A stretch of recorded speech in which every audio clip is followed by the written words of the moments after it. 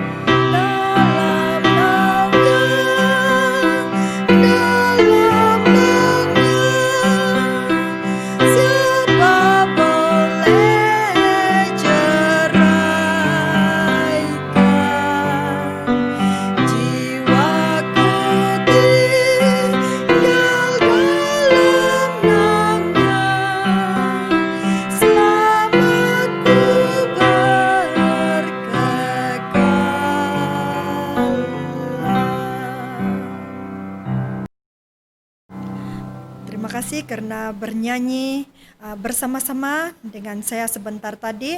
Alangkah damainya dan bahagianya apabila kita bersekutu di dalam doa bersama-sama dengan Yesus. Marilah kita semua mengasingkan masa untuk berdoa kepada Tuhan. Kita tahu doa itu adalah nafas hidup kita. apabila kita berdoa, Tuhan telah berjanji untuk mendengar setiap doa kita dengan iman. Mari kita buka lagu seterusnya. Kita memuji-muji Tuhan di dalam lagu LPMI muka surat 32. Kita akan bernyanyi bersama-sama.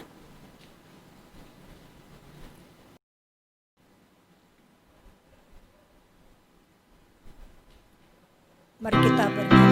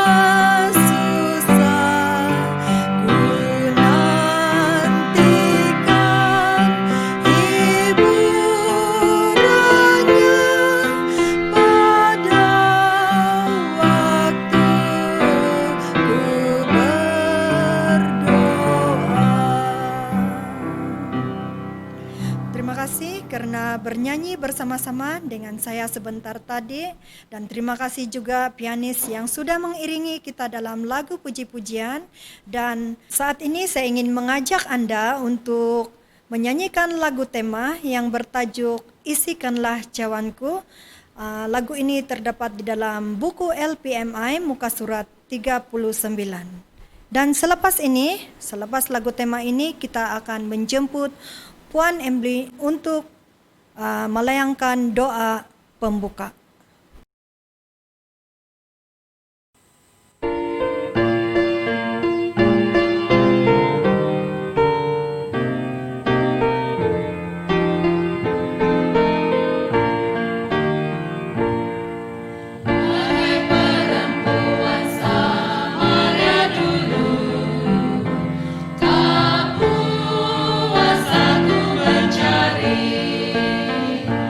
Lalu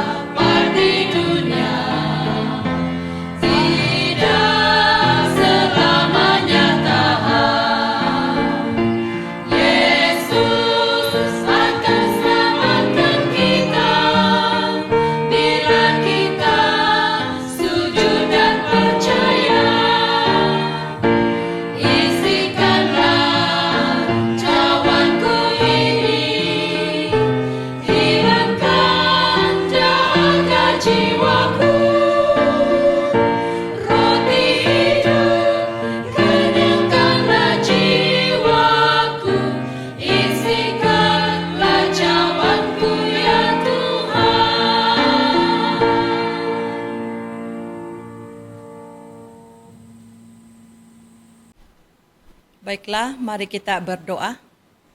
Bapa kami yang di sorga, terpujilah nama-Mu ya Tuhan, karena Engkaulah Tuhan kami yang layak dipuji dan disembah. Terima kasih Tuhan atas kebaikan Tuhan. Terima kasih karena Engkau memberkati kami dan mengasihi kami. Pada malam ini kami mau sediakan hati dan pikiran kami ya Tuhan untuk mendengar firman-Mu. Berkati pembicara kami pada malam ini, Puan Aili, biarlah Engkau memberi kebijaksanaan, akal budi dari sorga agar dia boleh menyampaikan firman Tuhan dengan baik. Terima kasih Tuhan karena Engkau sudah mendengar dan menjawab doa ini, sebab semua ini kami minta dan serahkan dalam nama Yesus yang telah menjadi penebus dan juru selamat kami semua. Amin.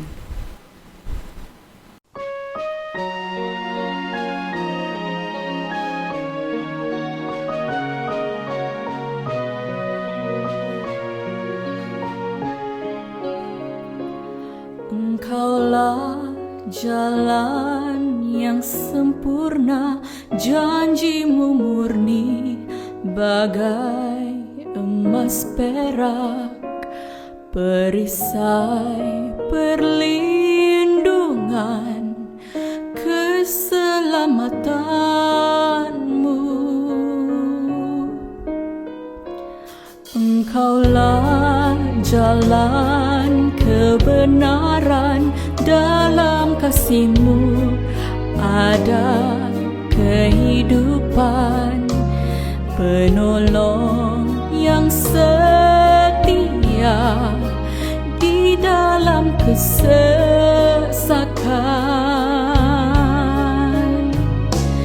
Bagaikan langit yang membentang, begitu luas kasih Tuhan, tiada terhitung pertolongan-Mu dalam hidupku. Bagaikan dalamnya samudra, begitu dalam kasih Tuhan, tiada terhitung kesetiaan-Mu dalam hidupku.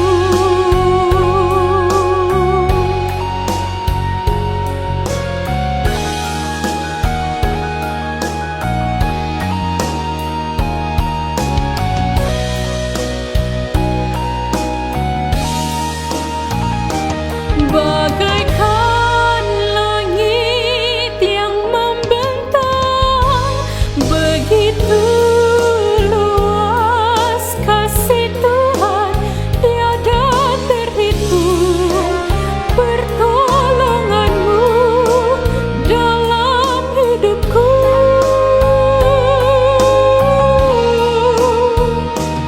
Bagaikan dalamnya samudra, begitu dalam kasih Tuhan, tiada terhitung kesetiaan-Mu, tiada terhitung pertolongan-Mu, tiada terhitung kesetiaan-Mu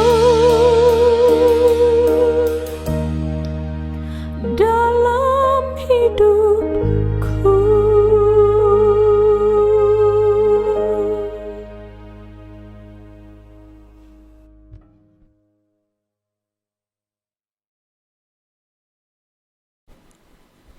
Selamat malam dan salam sejahtera. Shalom, apa kabar semua? Terima kasih karena sekali lagi pada malam ini kita bersama-sama di dalam KKR-Net Pelayanan Wanita Wilayah 8. Semalam kita telah belajar mendengar firman Tuhan di dalam Alkitab yang bertajuk Deborah. Pada malam ini sekali lagi kita disajikan dengan satu tajuk lagi pelajaran seorang tokoh wanita yang tercatat di dalam Alkitab, namanya Hana, atau arti kata lain penganugerahan. Mari saudara-saudari kita lihat cerita Hana seterusnya. Siapakah Hana? Dia adalah seorang dari 2 istri Elkana. Dia lebih dikenali sebagai Ibu Samuel, salah satu nabi Israel. Hana mandul dan Penina, istri Elkana yang lain yaitu Madu Hana, menggunakan keadaan itu untuk menyakiti hati Hana.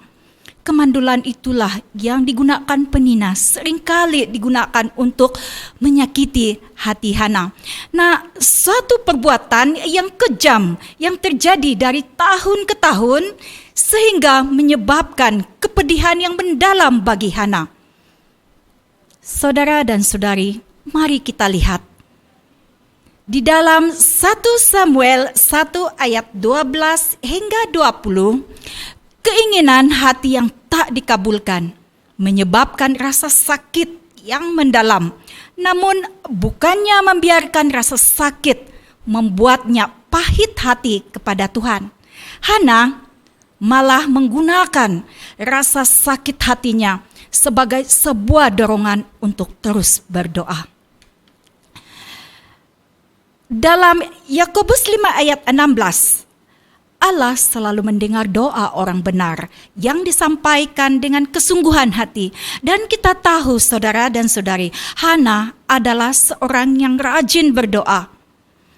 Ingatlah bahwa Kristus telah membenarkan kita dalam 1 Korintus 1 ayat 30.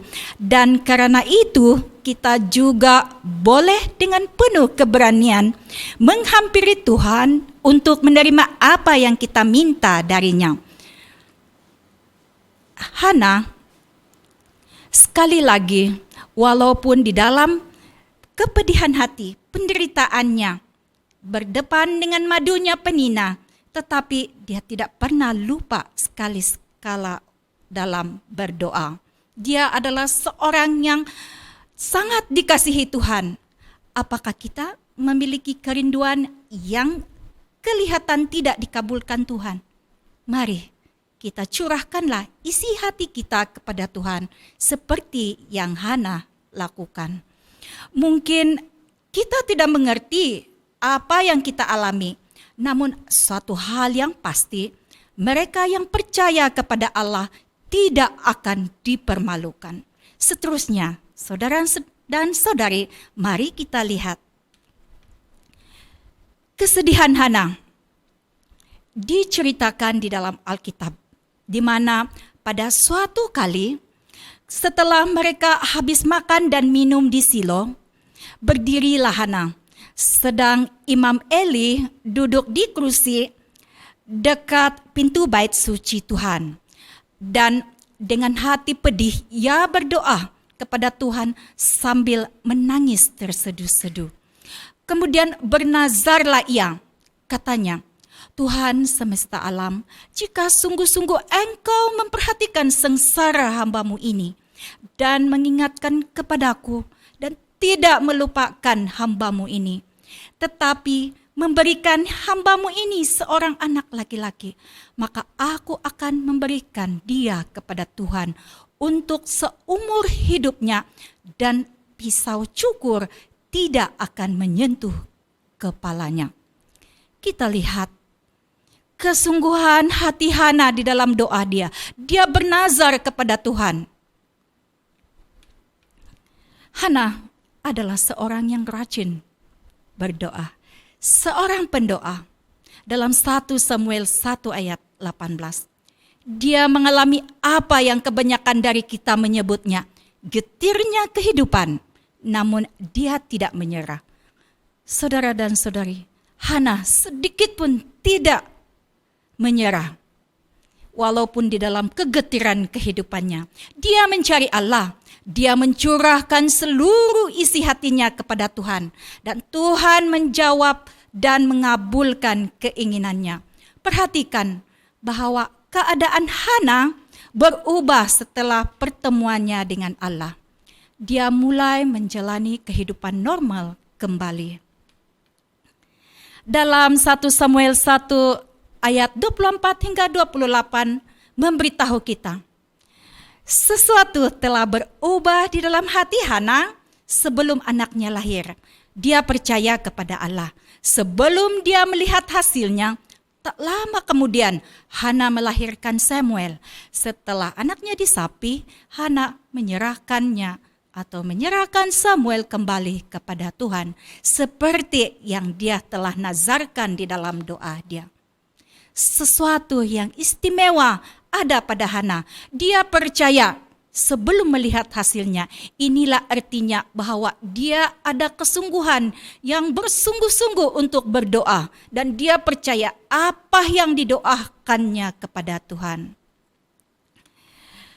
Saudara dan saudari semua, kita sebagai ibu ataupun apabila semua ibu tahu bahwa waktunya akan tiba saat anak-anak kita beranjak dewasa dan meninggalkan kita, itulah saatnya untuk membiarkan mereka pergi.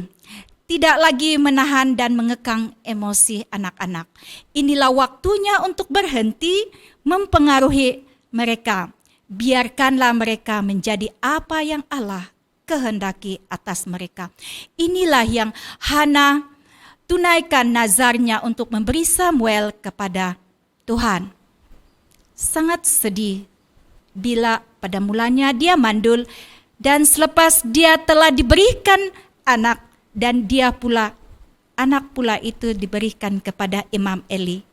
Tetapi Hana sedikit pun tidak merasa sedih. Hal ini mungkin termasuk mendoakan dan mengajak mereka berdoa. Inilah yang Hana lakukan kepada Samuel. Membiarkan anak-anak pergi dan mengenapi kehendak Allah. Kita akan sentiasa menjadi orang tua mereka, namun bukan lagi pemandu mereka. Hal ini tidaklah mudah.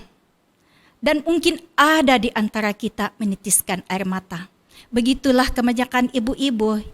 Seperti saya juga, jika sekiranya anak meninggalkan saya, pergi belajar kah, pergi ke seberang laut untuk menyambung pelajaran kah, mulailah kesedihan saya, air mata saya menitis.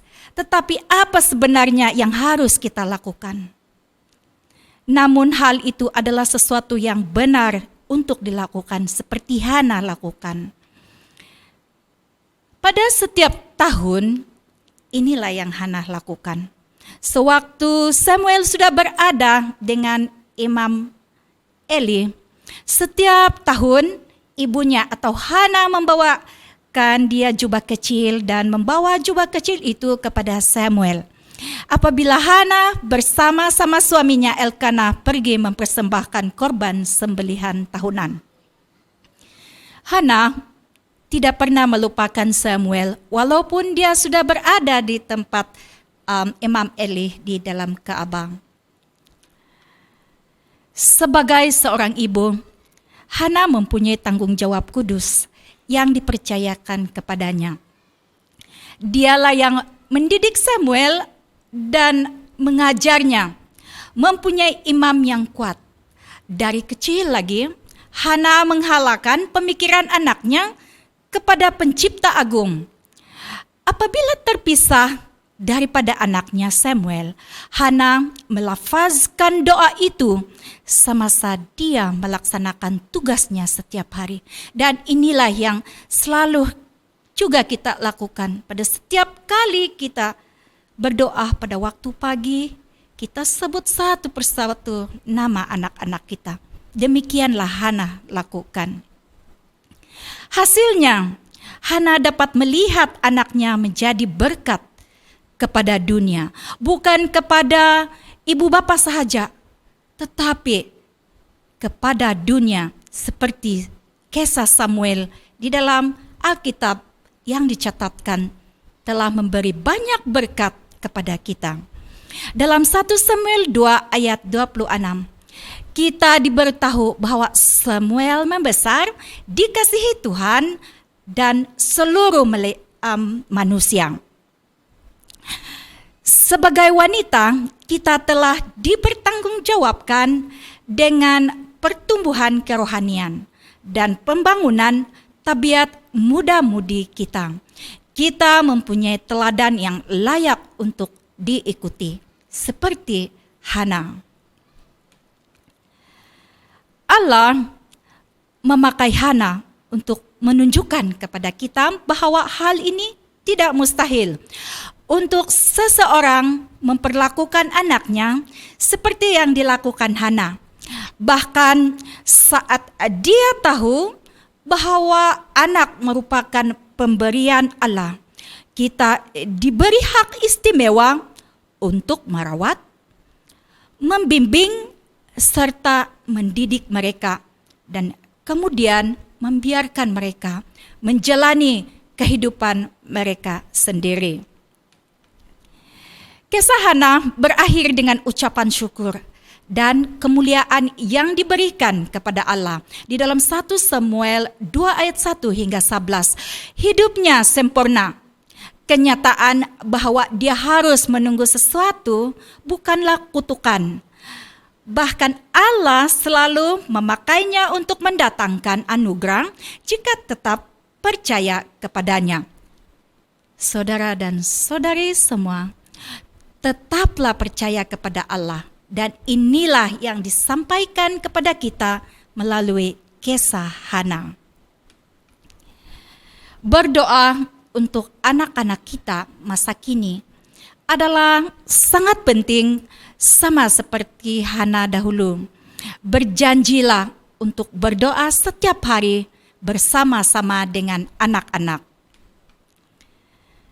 Nah, di dalam pelajaran kita pada malam ini, ada beberapa rahasia yang terdapat dengan diri Hana yang boleh kita contohi. Hana seorang ibu yang alim. Dia sangat setia dan penuh berharap kepada Tuhan. Dia tidak pernah meninggalkan doa. Dan dia sangat percaya dengan apa yang dia doakan. Dan dia sangat percaya bahwa Tuhan mendengar dan menjawab doanya. Rahasia Hana juga adalah seorang yang rendah diri. Kita dapat melihat bahwa Hana juga adalah seorang yang sabar. Di dalam kisah Hana, kita sudah mengetahui menjadikan kutukan, ejekan dari penina madunya sebagai suatu motivasi positif dan bukan menjadikan kutukan atau kesakitan hati untuk mendorong membalas dendam. Tidak sama sekali ada pada diri Hana. Saudara dan saudari, pada malam ini kita sangat diberkati karena kita mendengar kisah tentang seorang tokoh wanita, yaitu Hana, bagaimana dia menjalani kehidupannya walaupun dia mendapat cabaran. Terima kasih karena pelajaran yang kita telah dengar tadi. Semoga pelajaran itu memberi satu pedoman kepada kita semua. Sebelum saya akhiri, saya ingin memimpin kita semua di dalam doa. Mari kita tunduk kepala dan saya pimpin di dalam doa.